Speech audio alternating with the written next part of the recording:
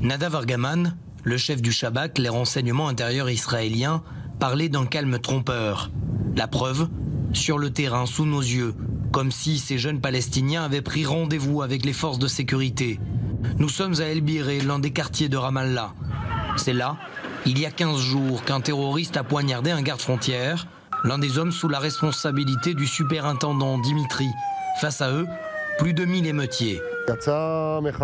Le terroriste était armé d'un couteau et d'une ceinture explosive. Il se cachait au cœur d'un groupe de journalistes de médias étrangers qui étaient positionnés au milieu de ce carrefour. Il a surpris l'un de mes hommes le poignardant assez gravement avant d'être neutralisé.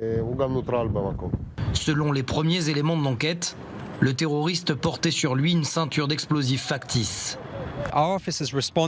Nos officiers ont eu quelques secondes pour réagir face à cette ceinture qui aurait pu exploser et ont répondu par des tirs très précis à l'encontre du terroriste qui posait une menace concrète et immédiate.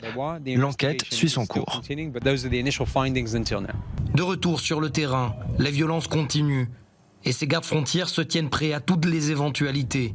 Ils opèrent en étroite coopération avec les soldats de l'armée israélienne, également déployés à ces points de friction. C'est le type de scénario qui intervient quasiment chaque jour. Des dizaines, voire des centaines de jeunes Palestiniens qui jettent des pierres et qui brûlent des pneus. Face à eux, des officiers des gardes-frontières qui essayent de les disperser. Des affrontements quasi quotidiens depuis que toutes les factions palestiniennes ont appelé à manifester contre la déclaration de Donald Trump qui reconnaît Jérusalem comme la capitale d'Israël. Comme ici, sur l'artère principale du camp de réfugiés de Kalandia.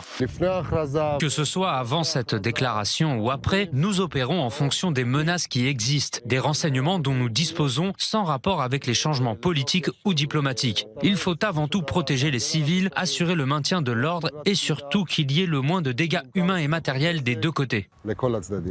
Alors ces policiers, hommes et femmes, ne prennent aucun risque. Protection maximale, y compris aux jambes, contre les jets de pierre.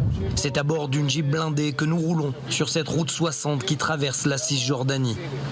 À l'intérieur, ces jeunes policiers ont déjà enclenché leur chargeur, car au même endroit, plus d'une trentaine d'impacts de tirs à l'arme automatique ont frappé l'atoll d'un bus civil blindé il y a 3 semaines. Ces heurts dans ce secteur troublent la vie quotidienne des Palestiniens sur cette route qui relie Ramallah à la route 60. Ces routes bloquées, ces jets de pierres, ces jets de pneus enflammés influent avant tout sur leur quotidien.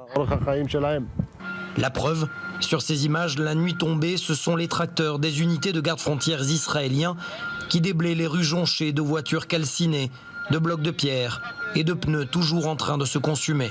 Des opérations de maintien de l'ordre et antiterroristes d'autant plus complexes en ces périodes de fêtes de Noël et de la Saint-Sylvestre.